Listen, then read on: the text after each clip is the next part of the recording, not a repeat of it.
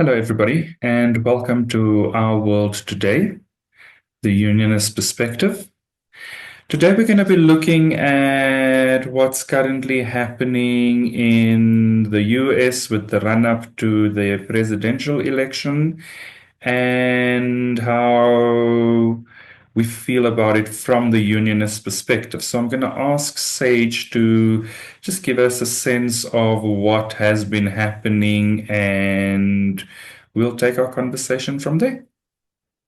Yeah, welcome everybody who's watching, whether it's here in the group or on YouTube. First of all, I just want to say we love when people engage, and we would love to hear your comments if you have any thoughts or feelings or pertinent information about anything we're discussing. So, yeah, today we are a little short-staffed because of work things and meetings and daylight savings time in Europe versus in America. So, but anyway, that's the intro I have right now. And yeah, so the US election, the general election day is coming up. Okay, it's this Tuesday on November 5th. And what we're seeing and feeling in the US is there's a lot of anxiety about this election. But in my daily life, I don't really see it, except in myself when it's coming up. And so, but a lot of people, regardless of their political views, are seeing it as like an election that is so important for the future of the country. Um, and we're also seeing a ton of voter turnout. We are seeing, we've already seen 50 million early votes cast, whether that's by mail or voting early in person.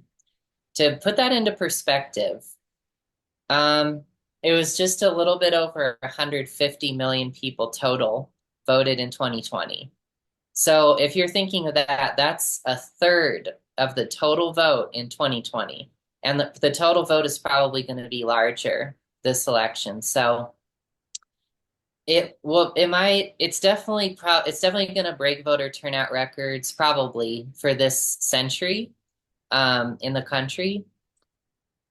And we're seeing a lot of enthusiasm. There's the early vote somehow, like I think they can tell like the party registration for the early voters and stuff like that. So this year we're seeing a lot more Republicans doing it, registered Republicans, because this year Donald Trump and the party are encouraging that, because in 2020 they were all about saying mail-in voting and early voting is rigged and it will be tampered with, so you shouldn't do that. But this year they're not saying that, at least to the voters that they are encouraging.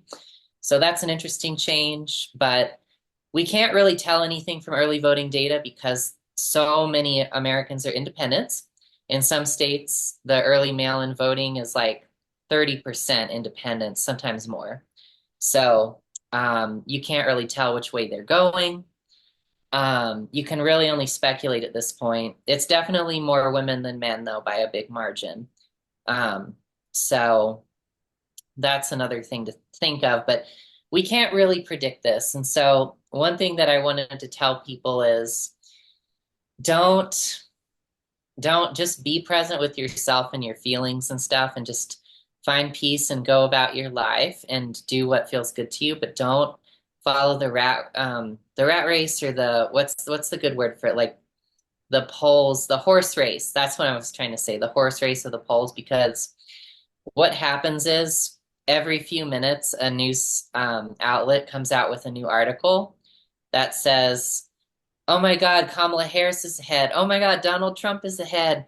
Oh my God, look at this. Oh my God. And each poll is sampling different people and has different biases. And they have a lot of the polls can have questionable or incomplete methodology. And we don't know which one's better and which one's worse. So don't get wrapped up in that horse race, because it's very anxious and it's very draining. But basically, what polls are saying, if you take any stock in that, is that the race is a complete dead heat and there's like no clear winner. But some people who analyze American politics historically and look at how the governance has been still predict that Kamala Harris would win, but we don't really know that. So we just have to find peace and be prepared to continue to choose love no matter what the outcome is, because you don't want to, if you're really, really attached to the outcome, then it will cause anxiety and stuff like that. So anyway, that was my overall overview. And Granville, what are you noticing so far, observing from South Africa? What are your impressions of the US election? And I think it's something that you're sharing in terms of this almost sensationalization of which candidate seems to be the forerunner and which candidate and how they're seeming to almost surpass each other. But I feel like again, it's that sensationalization is what leads to people feeling ungrounded about the potential result of the election and also the potential result of what that election has in terms of implications for the future. And I think it's quite important, as you shared, that it's important for everybody to consider their own groundedness and to make their choices from a space of love and a space of choosing the future that feels best, because both candidates will stand for something and both candidates will reach certain people. And then obviously, as you said, there is the independent that could also influence their view of it. So I think for us, as an observer on the outside, it's obviously significant because as things shift in the US, they do have implications for things like the global economy, for things like relationships across countries in terms of trade and those kind of things. So everybody's watching it with bated breath because the ramifications of a vote like this are significant and they influence life for the next 3 to 5 years, depending on what policies and what decisions are reached throughout this process. So again, I agree that it's about being grounded, but also about choosing the future that is most aligned to what feels like a healthy future to you, and then identifying that candidate or an alignment with that specific candidate or party.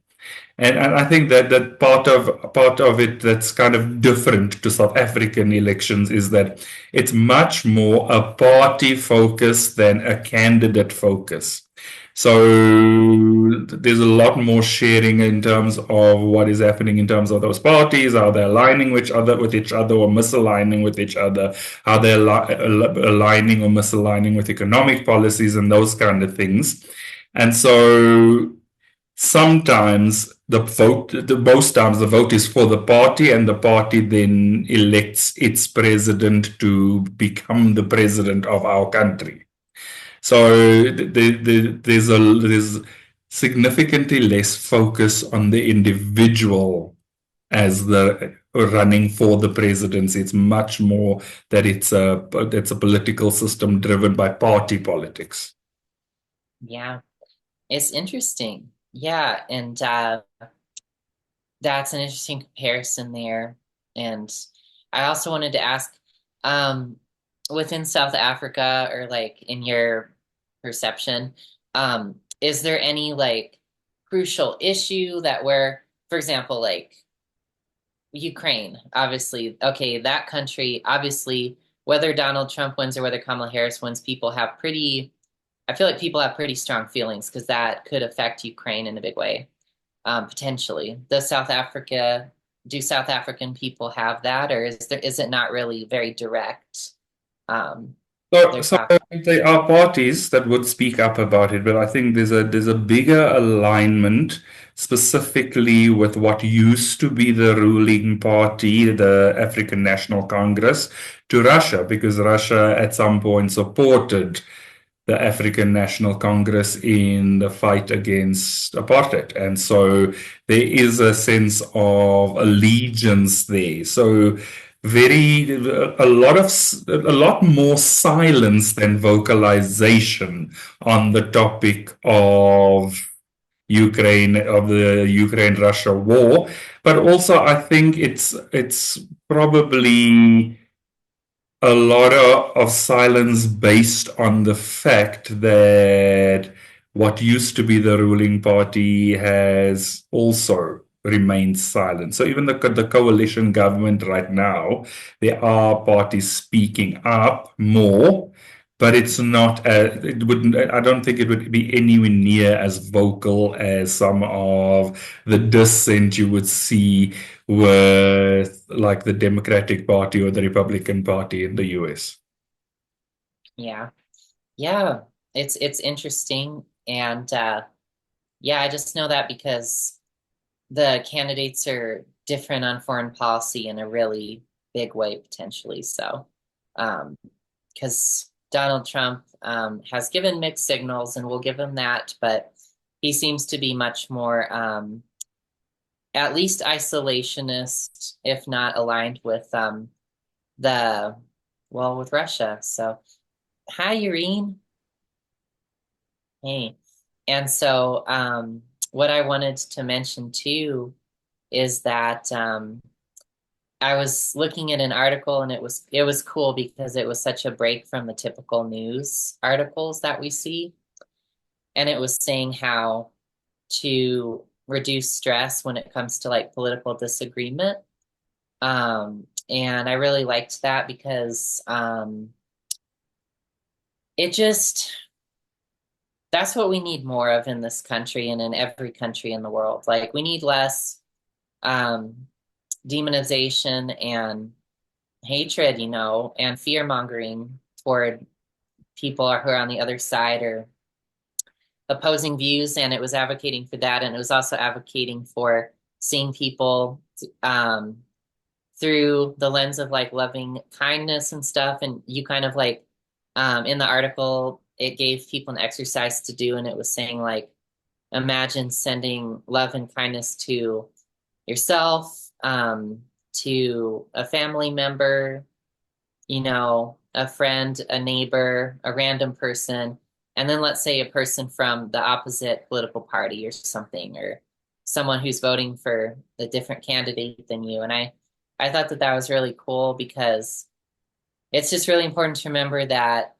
everybody is, equal to you and equally deserving of love and equally divine and stuff like that. And that no matter what our differences are in terms of our choices or our thoughts or opinions, that we shouldn't be so divisive. And this is something that in the US media landscape as a whole, it's sprinkled in occasionally, but it's not the main focus. And it's definitely not how things are run by either party, no matter what they say. So I just wanted to get what are your guys' thoughts on that and feelings about that? And what did you want to say about the US election and how it's related to that? So I agree with you that the divisiveness still sometimes feels a little bit pervasive, and again, it speaks to that core of the intent. So almost the divide and conquer intent, but also the intent that if we vilify something, we don't have to treat it well. We don't have to want to sit around the same table. We don't have to want to find the unification Mhm. because our differences are so much more highlighted. And for me, I think that that's the biggest concern is that the disunity allows for a lot of behavior that probably could stem to underhandedness and quite frankly ungentlemanly. So I just think I feel like it's finding that common ground that says first of all we're humanity, first of all we're a nation of people, first of all we have a vested interest in ensuring that our country operates well, and in order for that to happen we have a vested interest in ensuring that we vote well. Mhm. Yeah, I agree. And at the same time, there is this thing about I guess if you don't recognize that you could send love to the other, you are tearing yourself apart. Because like, as much as you want to have your agenda put forward, as soon as you start treating people like that, you're tearing the fabric of your society apart. And I think not a lot of people recognize that. I mean, the very first news that I saw today was that Washington Post, for the first time since the 80s, probably, didn't announce a candidate for the presidential. And it was probably motivated by the fact that Jeff Bezos received threats of being barraged by a future Trump administration, should they oppose him politically in any way. And everyone pretty much jumped on it to say that the Washington Post was pretty much like jeopardizing our country, and this time with the most historical election of our century or even of our history. While the other side said like, um, yeah, Washington Post oppose their liberal machinery all year round. They tell us what to do, and then when it's time to really take a big leap, like they can't do anything. Um, I'm saddened that, not really saddened, but I wish like people would take the harmonious step here and not go right at shooting at each other, because no one of the parties right now, no one of people that are in the media on the Democrat side and on the Republican side is right about how they treated that information. That shouldn't have been treated that way. It's like they're so used to tearing at each other because they expect the other to tear at them. And expressing love and actual neutrality here would have been such a game changer.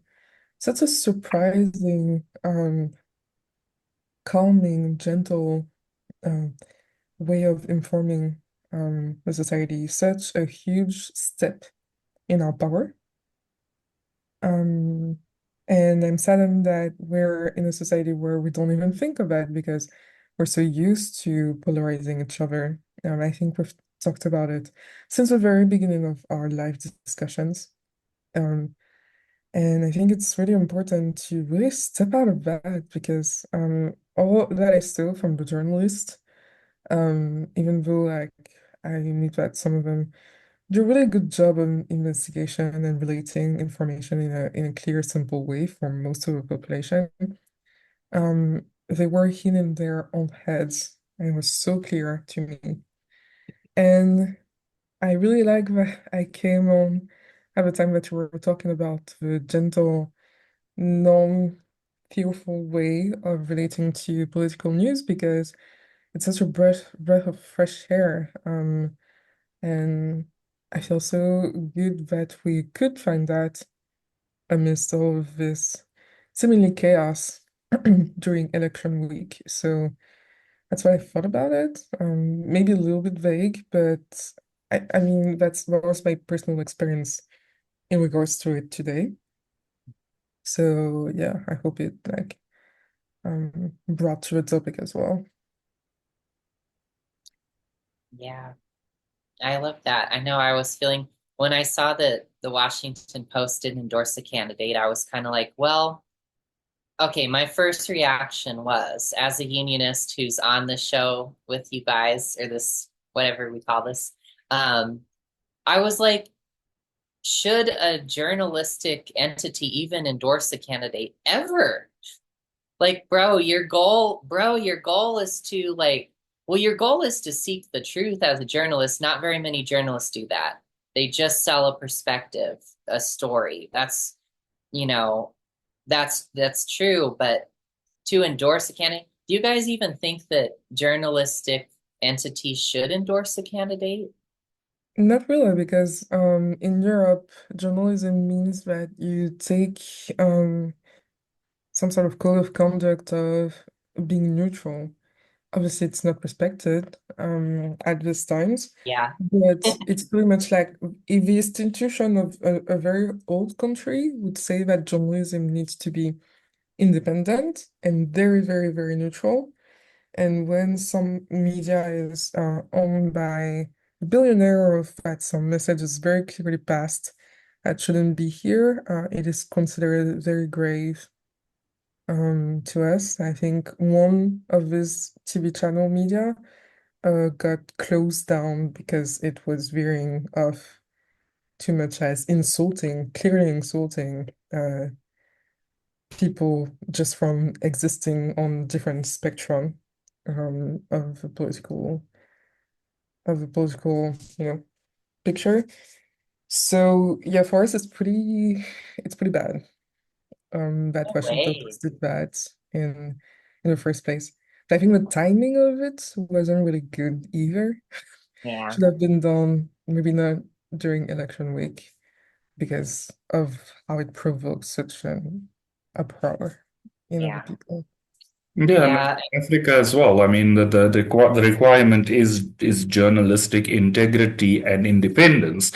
And yes, similarly as very previous conversations of ours, that we don't necessarily quite see that neutrality and independence coming through in how they share the news, how they report the news, how they sensationalize components of the news to almost, again, become more clickbaity and to swing opinion. And that has been a massive fight for a while, and there are certain commissions in terms of complaining around those kind of things. But you never really know how effective they are in terms of addressing lack of integrity from journalists and newspapers for that matter. Yeah. And so, yeah, that's interesting. I didn't know that because apparently in the US it's way more common for news outlets to issue endorsements, and I'm just kind of like, is that a thing that should be happening? But yeah. And so I think it's interesting to look at.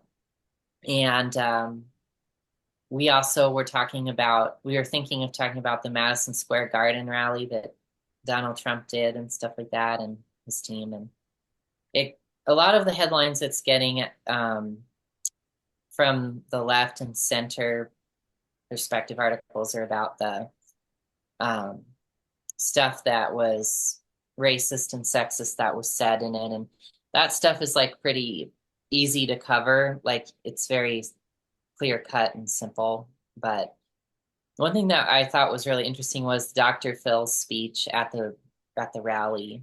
I listened to the whole thing. I was so struck by Dr. Phil's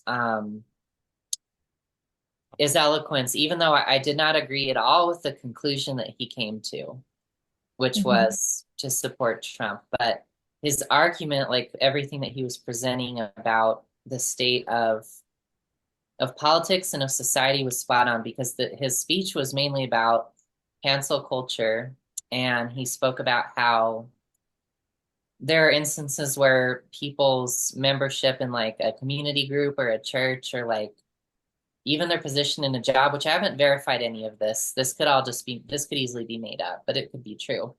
That once people find out that someone supported Trump, this is what he was saying, that people would try to take them down basically, or kick them out or ostracize them, and how that was so toxic, and how that's an element of cancel culture that we're seeing today a lot. And that's not a new thing, of course. Like that's been around since probably the dawn of time, but now we're seeing it in this like social media fueled form.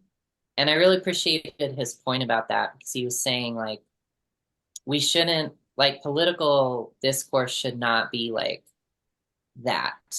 It shouldn't be like, oh my God, let's try to get this person like kicked out of this or that. Let's try to take somebody down. Like that's not okay. And I thought that was cool, a good message, and the speech was really nuanced. the fact that he included any nuance at all, like he was saying, was blew my mind. I was floored. I was like, you are the most professional person I have heard speaking about any of this, period. Like on either side.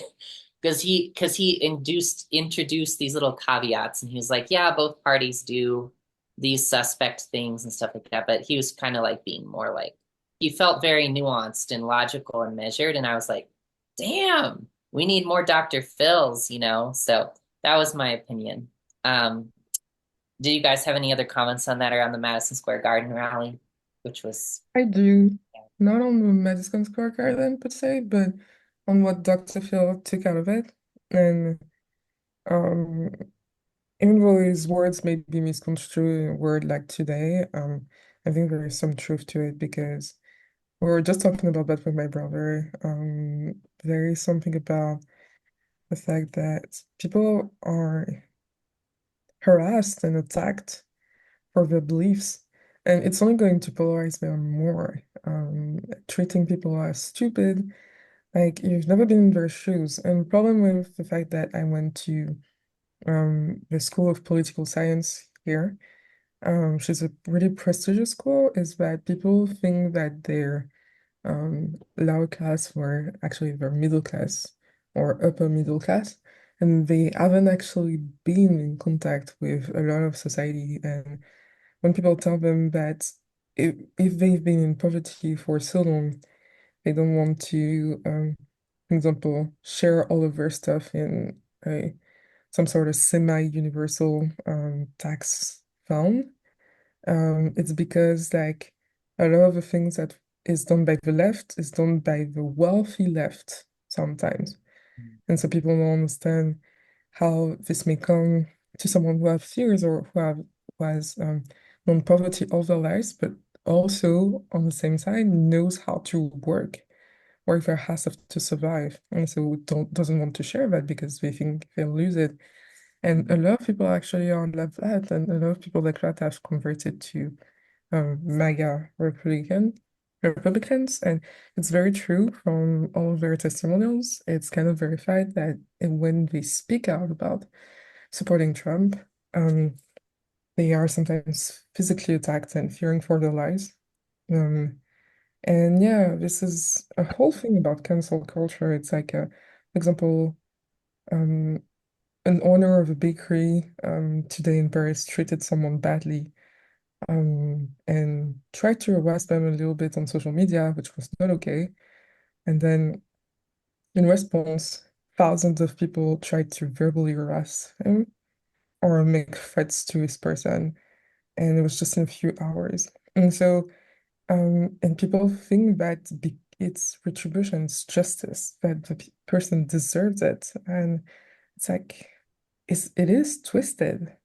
It's twisted in your own sense of savior complex and bravery, you are actually becoming the bully. And we see that in so many ways, so many communities. And people don't understand the concept of balance here. And that's why we're in this situation. They try to counterattack with fire fighting, and they don't understand that it may separate us more because a lot of the discussions that were very interesting actually in my former city were with people from the rights or former extreme rights groups because they had for some of them, not all of them, I wouldn't approach someone who would be dangerous, some sort of really good vision of society and we're ready to actually talk with people on the other side of the political spectrum and means that they weren't racist necessarily. They just wanted to have a fair chance at having a good country. And they thought it went through that. But if on the other side, on the left side, you're not ready to, you're attacking people instead of discussing, well then, you know, the trust is really easily made for someone that may be swayed. And yeah, we're not doing politics to counter something. We're doing politics for something. And I think that's where the selection really needs to be a lesson for everybody on what not to do. Because like if we continue to do politics against something, like we don't have a strong enough message to rally people and show that you actually care about them, not just your opponent in politics, that you actually care about the people. So that's what I would say. I don't know if you Yeah, guys have something more. that feels like a good point to stop, and also just to leave the question open, what are you doing it for? So yeah, Yeah. I think it's, as a team, I think that's a good place to stop. So thank you to everybody for joining us. Thank you to the two of you for our conversation. Also, please feel free, everybody, to follow our continuous conversations, as well as to subscribe to our Church of Union YouTube channel, where you'll find all our other content. And we look forward to seeing all of you again next week.